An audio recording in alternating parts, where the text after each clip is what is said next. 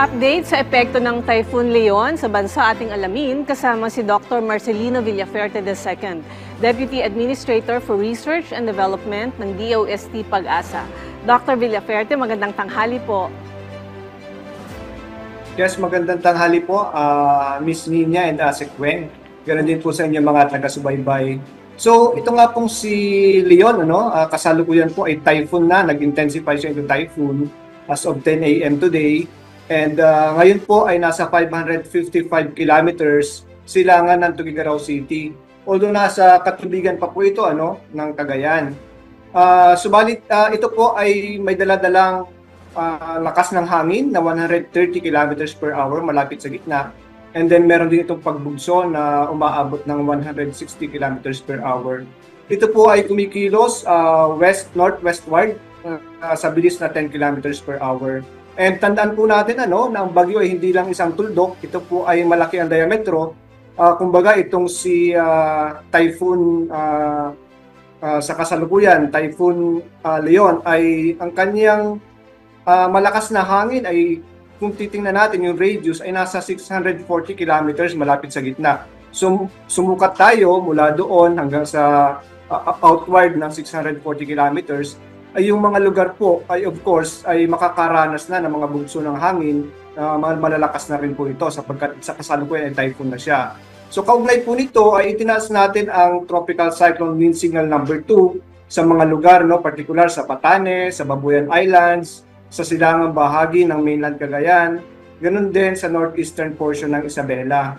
So ito po mga nabanggit na lugar ay makakaranas ng malakas na bugso ng hangin within the next 24 hours, about 62 to 88 kilometers per hour po ang maaaring nilang maranasan.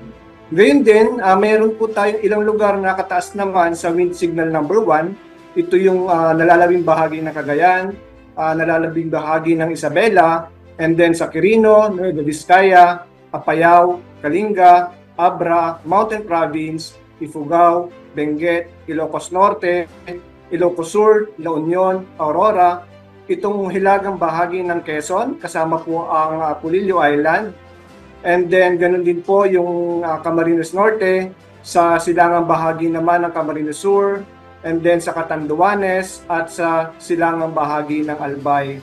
Ganun din po yung northeastern portion ng Sorsogon. So medyo malawak po ang nasasakupan ng kung saan meron tayong mga signal number 1. Ito po ay sa kadahilan ng yun nga po, malawak ang sirkulasyon, nasakop itong si Typhoon Leon at maaari makaranas ang mga nabanggit na lugar ng bugso ng hangin. Ganun din po ng mga pag-ulan. So dahil dito po, meron po tayong nakataas na heavy rainfall outlook kaugnay nitong si Tropical Cyclone o si Typhoon Leon.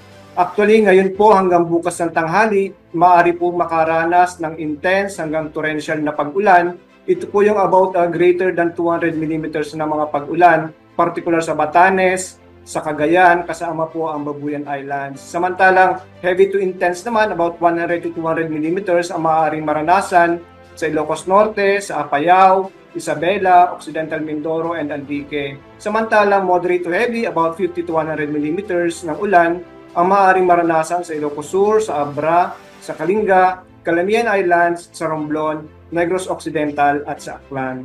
So pinag-iingat po natin ang ating mga kababayan sa mga nabanggit na lugar. Sa ngayon po, may binabantayan pa po ba tayong posibleng pumasok na isa pang bagyo sa mga susunod na araw? Sa kasalukuyan po, wala pa namang indikasyon na kung saan ay may maaring kasunod. Subalit, base dun sa ating tropical cyclone threat forecast, may indikasyon po, although nasa moderate probability pa lang, by November 4 to 10 na week, maaari pong may isa na namang mabuo na posibleng makaapekto at pumasok sa Philippine Area of Responsibility. Pwede pong malaman anong magiging weather forecast ninyo ngayong paparating na ang undas? Kasi syempre may mga plano pong magpunta syempre sa mga sementeryong ating mga kababayan. Ano pong abiso natin sa kanila?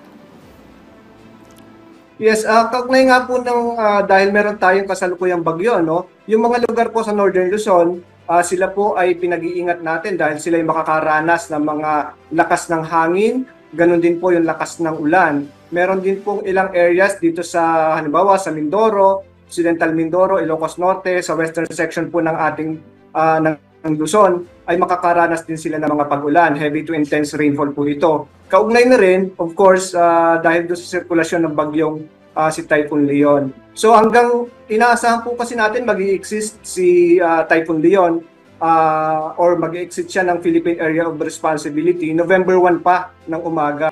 So ngayon pong panahon ng undas ay makakaapekto pa rin, no, sa malaking bahagi ng Luzon, ito pong si Typhoon Leon. Okay.